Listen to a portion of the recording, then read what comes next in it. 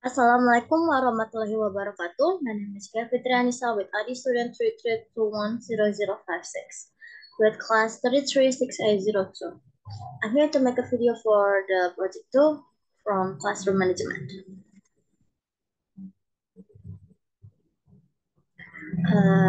The topics that I would like to talk is there are four contexts. The first one is teaching tolerance, and the second is destructive behavior. The third is helping students handle anger, frustration, and aggression, and for the last is solving problems.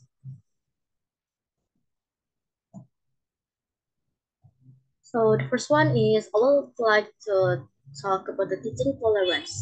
So teaching tolerance is an educational initiative that aims to promote a culture of peace, acceptance, and diversity management. So basically, tolerance education involves developing young people's skills for independent judgment, critical thinking, and ethical reasoning. It aims to create a culture of peace by teaching values such as respecting others' beliefs and practices. One of the best ways to support people in coexisting in harmony and stability is to teach tolerance. A major component of many educational systems curricula has been teaching tolerance, peace, human rights, dignity, respect, collaboration, understanding, appreciation, and human values. According to Tambring 2009, reference in Rahman and Kambali 2019, tolerance in modern times refers to a person's readiness to form a relationship and coexist with another person of a different cultural and social background. Tolerance is the ability to coexist peacefully and to appreciate the differences that have always existed. Without tolerance, it is possible to argue that individuals of different affiliations will not be able to coexist peacefully as friends, family, partners in marriage, or members of a mixed faith household by Abdul Halim 2008, Sidat in Rahman and Kambal 2013. Nowadays, as the world realizes how important it is to kiss destroying human relations, every nation and country is making every effort to guarantee peaceful coexistence, development at all governmental structural levels, and positive interpersonal relationships by Safina, Rezida N. Abdurrahmanov, and Mirzatila A. 2016. It's clear that teaching tolerance is a responsibility shared by the community at large, schools, and families. That is why promoting intergroup harmony, lessening prejudice, and ensuring that all students in our country have equal educational opportunities are the goals of Teaching Tolerance. This through its Teaching Tolerance magazine, multimedia teaching kits, online curricula, professional development resources, and classroom-friendly social justice documentaries, and the program reaches millions of students and hundreds of thousands of educators each year. By Teaching Tolerance, recognized 2013. Next, or the second one, I would like to talk the helping students handle anger, frustration, and aggression. So it's crucial for creating a positive learning environment. Here are some effective strategies. There are 5 strategies. The first one is self-awareness and problem solving. We need to encourage students to ask themselves why they're angry, and identifying the underlying problem can lead to better situation. And also use the if-then statements to consider consequences before reacting impulsively. Second is counting and wording. So we need to tell the student to counting up to or down from 10 provides a pause for reflection. And also focusing on deep breathing, then through the nose, out through the mouth, helps calm emotions. The third is active listening. Encourage students to talk to someone and listen to their perspective, even if it's the person they're angry with. And understanding the cause of problems can lead to the resolution. And the fourth is identify triggers. So we need to help the students recognize what triggers their anger. For instance, if they get upset when asked to stop an enjoyable activity, provide gentle warnings before ending the activity. And the last is coping mechanisms. Teach coping skills like deep breathing, active positive imagery, or walking away from the situation to calm down. Or you can use the role play with students to practice using these techniques. And the third is disruptive behavior.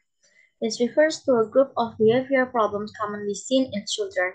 These behaviors significantly interfere with a child's ability to function at home, school, or with peers. So the definition of the disruptive behavior, where one or more students act in a way that endangers the safety of the group or deviates from accepted classroom conduct standards, it is considered disruptive behavior in school. Pupils or faculty members by Dwelle 1986.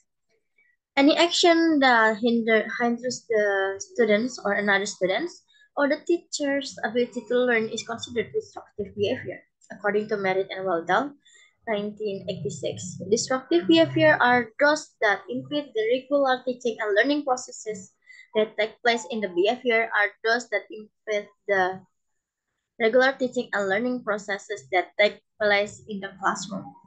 Reed and Kirkpatrick, 1998, claimed that the group's chatty behavior is interfering with instructional tasks, creating disruptive, distraction, and avoiding humorous work.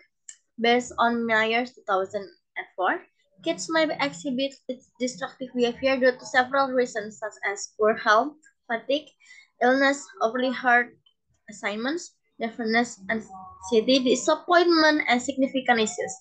Overly productive students, these are the ASA students, but they stand out and dominate all classroom activities by Richard and Hernandia 2002. And also Madison 2011 explained that disruptive behaviors can negatively impact the classroom environment, which include the student educational experience. So this is the key points. There are two. The first one is types of disruptive behavior disorders. Oppositional defiant disorder or ODD. Children with ODD displays persistent symptoms of negativism, defiance, and hostility toward authority figures. They may argue frequently, lose their temper easily, refuse to follow rules, and blame others for their mistakes. Conduct disorder or CD. CD is more extreme than ODD. It involves a repetitive and persistent pattern of behavior where a child violates the rights of others or major social rules. CD behaviors can include serious aggression, vandalism, stealing, running away, and other rule-breaking action. The second is impact on children's life. Children with destructive behavior disorders often experience conflicts with adults and peers due to their defiant behavior. Earlier identification and treatment can improve a child's ability to control these behaviors and lead to better outcomes. That's for the part one. And for the part two, solving the problems. So I will read the problems first. So for the first problem is Mrs. Johnson is a fifth grade teacher who has been teaching over 10 years. This year, she has a student named Alex who frequently displays aggressive behavior. Alex often interrupts lessons, talks back to the teacher, and sometimes even becomes physically aggressive towards his classmates. Mrs. Johnson has tried various strategies to manage Alex's behavior, such as setting clear rules and consequences, positive reinforcement for good behavior, and speaking with Alex privately to understand the root of his aggression. However, despite her efforts, Alex's behavior hasn't improved significantly. So the question is, what classroom management techniques that can Ms. Johnson implement to address Alex's aggressive behavior? Provide at least three specific strategies and explain how each could help to improve the situation. So this is my answer. Because aggressive behavior in the classroom is crucial for maintaining a positive learning environment, here are the 3 classroom management techniques that Mrs. Johnson can implement to address Alex's behavior. The first one is Behavior Intervention Plan, or BIP. A BIP is a personalized strategy designed to modify specific behaviors. Mrs. Johnson can collaborate with a school counselor or behavior specialist to create a BIP for Alex. The plan should include functional behavior assessment, or FBA, is to identify the triggers and underlying causes of Alex's aggression. Is it frustration or attention seeking or something else? And targeted intervention based on the FBA, develop strategies to prevent or redirect Alex's aggressive behavior. For example, teach self-regulation to help Alex recognize and manage his emotion. Teach calming techniques like deep breathing or counting. Next is positive reinforcement. Reward Alex for appropriate behavior. Praise him when he follows rules and interact positively with peers. And next is crisis management. Define clear steps for handling aggressive incident. For example, is removing Alex from the situation and calming techniques. And the second is proactive classroom strategies. This one is visual cues. Use visual cues, for example, visual schedules, behavior charts to remind Alex of expectation. Visual can be especially helpful for students who struggle with verbal communication. And the second is choice boards. Overall excuses within limits. For instance, during independent work time, he can choose between 2 tasks. This empowers him and reduces frustration. And the last is structure routines. Establish predictable routines, consistent schedules help reduce anxiety and prevent aggressive outbursts. And the third is social emotional learn, or SEL. We need to tell Alex that teach emotional literacy. Help Alex identify and express his feelings appropriately. Use literature, role-playing, or discussion to explore emotion. Next is conflict and resolution skills. We need to teach Alex how to resolve conflicts peacefully while playing scenarios where he can practice problem solving and empathy. And peer support. Pair Alex with a peer mentor who models positive behavior. Peer support can foster social connection and reduce aggression.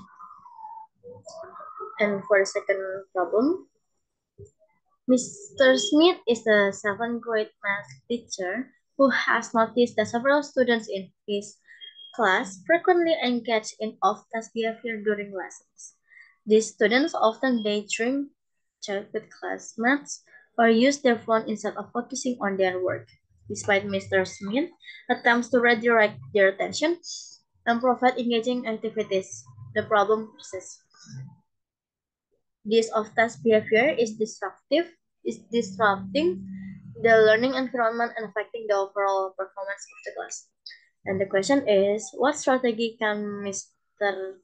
Smith use to increase on-task behavior and decrease off-task behavior?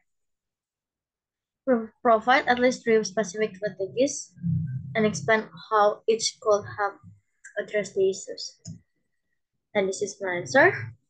Mr. Smith can employ several strategies to increase on-task behavior and reduce off-task behavior in his 7th grade math class. And this is the 3 specific approaches. The first one is capture students' attention before giving directions. So individual attention before providing direction to an individual student. Mr. Smith should call the student by name and establish eye contact. This ensures the student's full understanding of the instruction. So, and whole class attention when addressing the entire class. Mr. Smith can use group alerting cues like eyes and ears only to gain their attention. He should wait until all the students are focused before giving direction. And last is check for understanding. After providing the whole class, Mr. Smith can Mr. Smith can privately approach any student who seems confused. He should restate the direction and have them repeat them back to ensure comprehension. The second is randomized class participation. Mr. Smith can keep students engaged by randomly calling on them during a large group presentation. This unpredictability encourages active participation. For instance, he can pose a question to the class, allow students wait time to formulate an answer, and then randomly select a student to respond. This strategy prevents students from turning out and encourages them to stay on task. And the last is proximity control. Being physically close to students can enhance their attention and compliance. During whole group activities, Mr. Smith should circulate around the room to keep students focused. For individual attention, standing or sitting near the student before giving direction or engaging in discussion to help maintain their focus on the task at hand. And the third problem is Mrs. Brown is an accurate English teacher who is facing challenge with a student named Jack. Jack frequently exhibits destructive behavior in class, such as talking out of turn, making inappropriate comments, and distracting other students. Despite Mrs. Brown's attempts to manage the behavior through verbal warnings and setting changes, Jack's behavior hasn't improved. This destructive behavior is affecting the learning environment and making it difficult for other students to concentrate on their work. And for the question is, what specific strategies can Ms. Brown implement to manage Jack's destructive behavior? Provide at least 3 strategies and explain how one could have addressed the issue. And here is my answer. By managing destructive behavior in the classroom requires a proactive approach. So this is the 3 strategies that Mrs. Brown can implement to address Jack's behavior. The first one is restorative practice. Restorative practices focus on building relationship and reporting harm. Mrs. Brown can hold restorative circles, like gather Jack and other students to discuss the impact of his behavior, encourage open dialogue, empathy, and problem solving. And then use restorative question. Ask Jack question like, how do you think your behavior affected others? Or what can you do to make things right? And also, Miss Brown can repair harm. Miss Brown can help Jack to understand the consequences of his action and guide him toward making amends. And the second is individualized support. To understand Jack's needs and triggers, Mrs. Brown needs to functional behavior assessment such as FBA, such as identify the function of Jack's behavior, like seeking attention or avoiding tasks. Next is modify the environment, just seating arrangement, provide sensory tools, or over breaks when needed. And the last is teach self-regulation, is to help Jack recognize his emotion and use coping strategies, such as, for example, like breathing and counting. And the last is positive behavioral intervention and supports, or PBIS. PBIS promotes positive behavior through a system of rewards and consequences. The first one is behavior expectation. Clearly defined expectation for behavior in the classroom involves Jack in creating these rules. Second is reinforcement. Praise Jack when he follows expectation. Use a token system or small rewards. And the last is consistent consequences. Apply consequences consistently for destructive behavior. For example, loss of privilege and timeout. And this is the references that I use. As you can see in the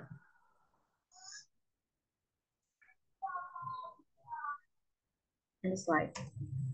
And thank you so much. Thank you so much for listening. And I'm sorry I made a lot of mistakes or bad pronunciation. Wassalamualaikum warahmatullahi wabarakatuh.